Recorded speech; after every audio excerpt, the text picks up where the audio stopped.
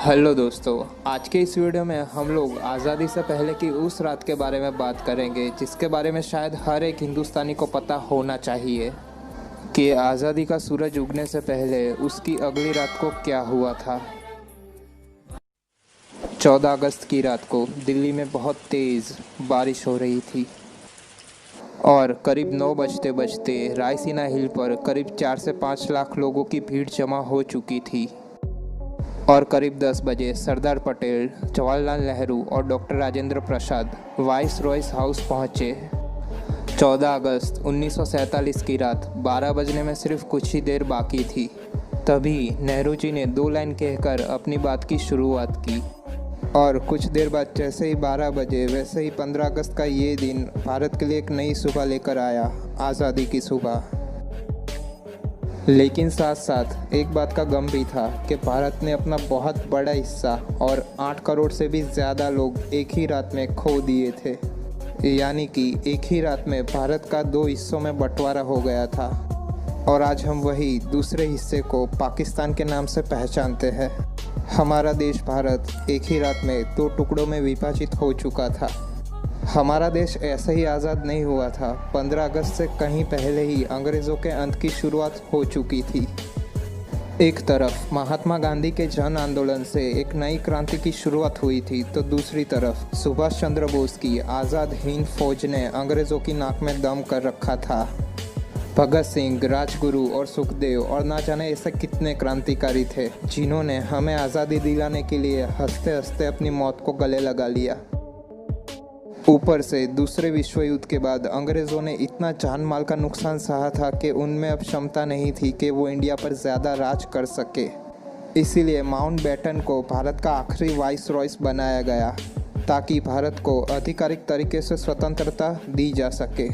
अंग्रेज़ों ने भारत को शुरुआत में 3 जून 1948 के दिन आज़ाद करने का सोचा था, लेकिन मोहम्मद अली जिन्ना ने पाकिस्तान नाम का एक अलग मुल्क मांग लिया, जिसके बाद देश में सांप्रदायिक हिंसा बहुत ही ज़्यादा बढ़ गई।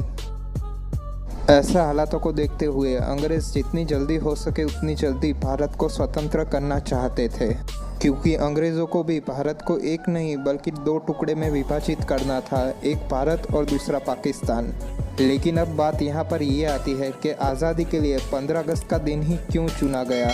ऐसा इसलिए क्योंकि माउंटबेटन ये मानता था कि 15 अगस्त का दिन बड़ा ही शुभ है, क्योंकि 15 अगस्त 1945 के दिन ही जापान ने शरणागति स्वीकारी थी और उसके ऑफिशियल साइन 2 सितंबर को किए गए थे।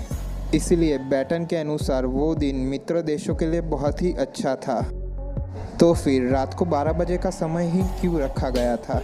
तो इसके लिए भारतीय जोशियों का कहना था कि वो समय भारत की आज़ादी के लिए बड़ा ही शुभ है। तय किया गया था कि पंडित नेहरू को उनकी स्पीच रात को 12 बजे से पहले ही ख़त्म कर देनी है और फिर वैसा ही हुआ।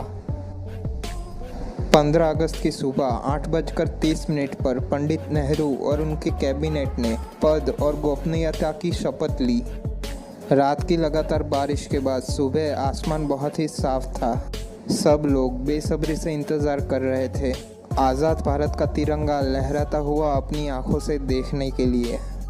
देश के तिरंगे को सबसे पहले पंडित नेहरू ने पार्लियामेंट सेंटर हॉल में लहराया था और दूसरी बार सुबह 8:30 पर भव्य राष्ट्र ध्वज को जनता के सामने ब्रिटिश राष्ट्रीय ध्वज उतार कर लहराया गया था।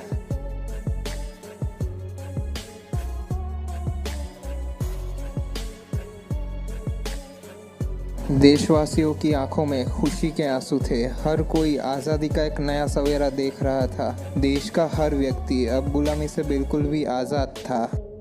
लेकिन 15 अगस्त के दिन ही अंग्रेज़ों ने पूरी तरीके से भारत को नहीं छोड़ा। भारत के कुछ आला अफसर कुछ समय तक अंग्रेज ही बने रहे थे। 15,000 अंग्रेज सैनिकों की पहली टीम 17 अगस्त 1947 के दिन अपने देश पहली बार रवाना हुई, तो आखिरी टीम 27 अगस्त 1948 के दिन। दोस्तों, ताज्जुब इस बात का है कि लुटेरे अंग्रेज़ हमारे देश के अतिथि बनकर आए हो, उस तरह उन्हें विदा किया गया था। उनकी आखिरी फौज ने जब मुंबई की बंदरगाह से विदाई ली तब जॉर्ज पंचम को विदाई देने वाला गीत बैंड बाजों के साथ बजाया गया था।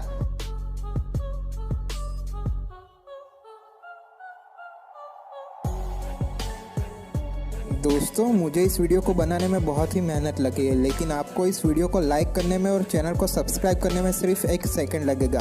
तो प्लीज़ आप लोग इस चैनल को सपोर्ट करने के लिए चैनल को सब्सक्राइब और वीडियो को लाइक ज़रूर करें। थैंक्स फॉर वॉचिंग दोस्तों।